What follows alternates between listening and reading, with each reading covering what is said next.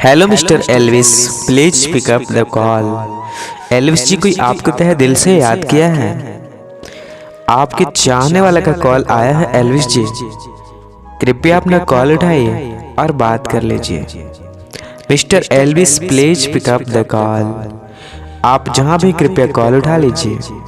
कोई आपसे बहुत ही अर्जेंट बात करना चाहते हैं तो प्लीज जल्दी से फ़ोन उठाइए और बात कर लीजिए। Hello ji, please pick up the call.